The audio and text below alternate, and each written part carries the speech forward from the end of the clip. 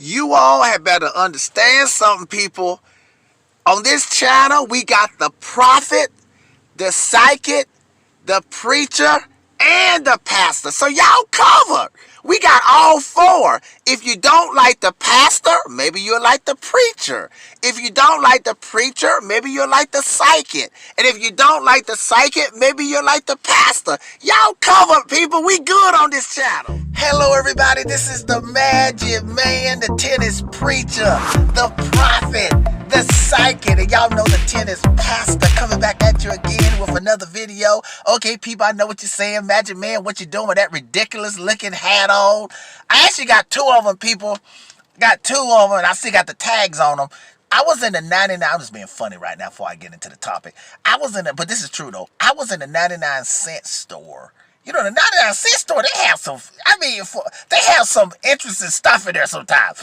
But sometimes some stuff is a little more than 99 cents. So I saw these two hats, and I was like, whoa, those hats got to be at least $4 or $5. They can't be 99 cents. But it was 99 cents. And so I was like, man, these hats look pretty good. The glitter, the gold, the glitter. And so I said, I'm going to get them. And I'm going to wear them when I do some commentary, some tennis commentary, so I can look ridiculous. So the reason I bought them, I wanted to actually look ridiculous. That's why I left the tag say I got the tag. The tags are still on them. So I want y'all to say, the Magic Man, he needs to take that hat off because he looks ridiculous. So that's what I want y'all to say. But I want y'all to say, you know, he looks ridiculous with that hat and with that silver one too right here with the tag on it. He looks so silly and stupid with that hat on. We really want to tell him, but I got to give Magic Man credit. Even with that ridiculous hat, he can still give great commentary. See, the more ridiculous I look, it's like if a person looks like if a clown started talking about tennis in a very good way, you would be impressed. Then if a person had a two-piece suit on. So I want to look like a clown with this old ridiculous hat on. Okay, people, let's get it going. People, I want to give a round of applause. Let's take time. There we go. Let's give a round of applause for let me make sure I get a name right. Natasha Sterling. I think that's it. I don't know if she subscribed to the channel, but she definitely commented on the, I did two videos in the last week, or the last 2 weeks, on Djokovic. It was a video on Djokovic breaking Federer's record of 310 weeks at #1. And so, Natasha, listen, she did, I got to give her a round of applause again. I'm going to give her another round of applause. She did something that I do, but that very few people do. People talk about the GOAT debate. Who's greater between Djokovic, Nadal, Federer?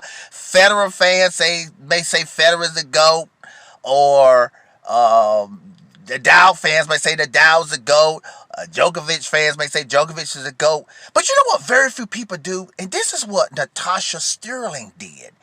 Very few people, and this includes sports writers too, very few people actually lay out side by side the statistics of the guys. Now notice what I said. I said lay it out side by side. Now this is what people do.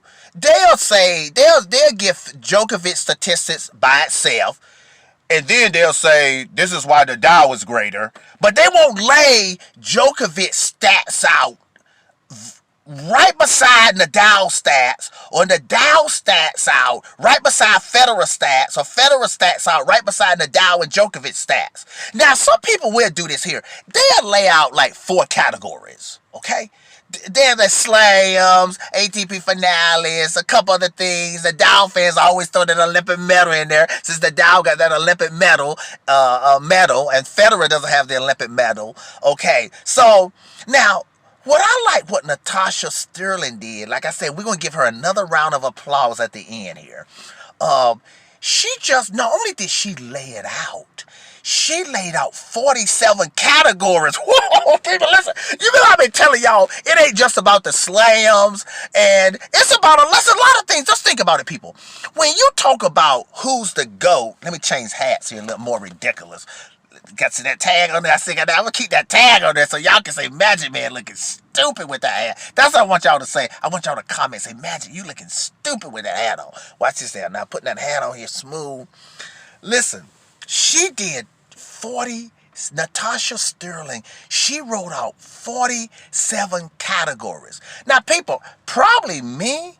Now, I've been telling y'all it's a lot of categories. I don't know if you need 47. I mean, you can make out 100. But probably me, I could probably determine who the GOAT is with 15. I think you need at least 10 categories. I don't want to see no 5 categories and you say, oh, this guy's a GOAT. But see, forget even the number of categories, people. What I'm saying is most people don't lay the statistics out side by side.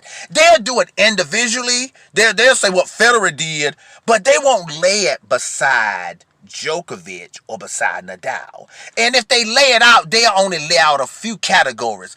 Very few people will lay out side by side, I'm going to say 20 or more categories. I would say if you want to get the GOAT thing at least down or reasonable, you got to lay out at least 20 categories. And there's probably, I would say, listen, you can make out 100 categories. Now, listen, are some categories so small that they don't mean anything? I think everything means something, because if the race is close, the GOAT race is close, you need to lay out 250 tournament categories, 500 tournament categories. So everything. But let's get back to Natasha Sterling.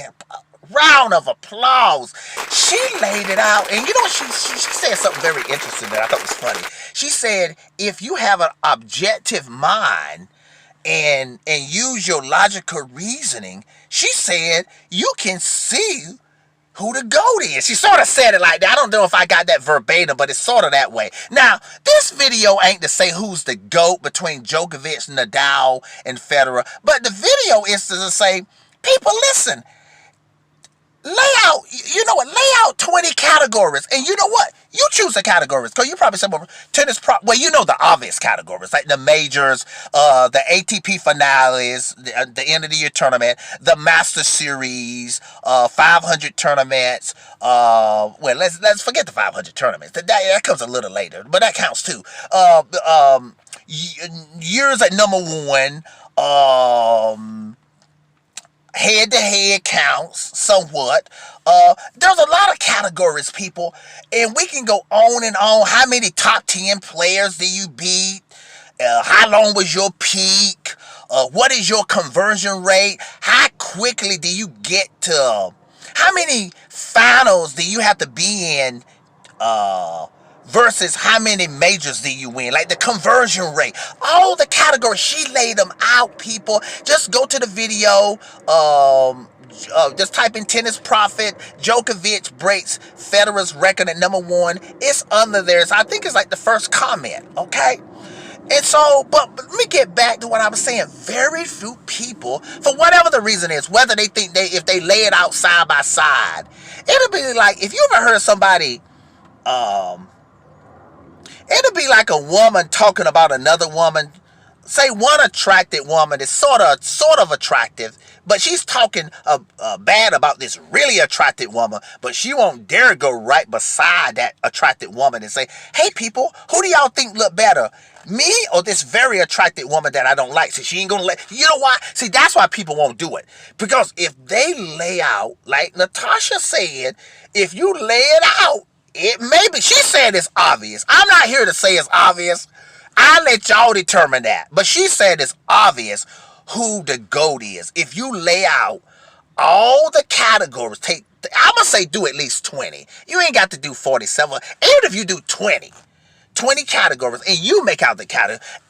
You know what I think? I think even if a biased person chose categories that's in their player's favor, I believe it'll still end up, they would trick themselves. In other words, they would think, well, like maybe Federer fans will be like, you know what, okay, we're going to make 20 categories, so we're going to make sure longevity is one of the categories, okay? And because we know Federer is the older player, and Federer probably got the longevity argument. But so Federer fans will figure that should keep Federer ahead. But this is what people don't really, but see, even there, I'm giving y'all an example. I'm not saying this would actually happen. But Federer fans could trick themselves because Djokovic, I think, has still won. Between him and they may be tied. Nadal and Djokovic has still won the most slams over the age of 30. Okay? So you see how that was? So Federer fans, they may not even end up winning the longevity. They could. You know what I'm saying? Okay, so I would just use that as an example where you can take, where I believe even if people was biased with the categories, if you still do 20 categories and lay it out, I'm like, Natasha, you may have a revelation about who's the greater player, okay? Just throwing that out there. So let me see, is there anything else about but people, that was just great. I just think it's amazing. See, people, when I talk about it, even if y'all don't see me laying out stats on the screen, when I talk about who's the GOAT or who gonna be the GOAT, I have like at least 20 categories in my head.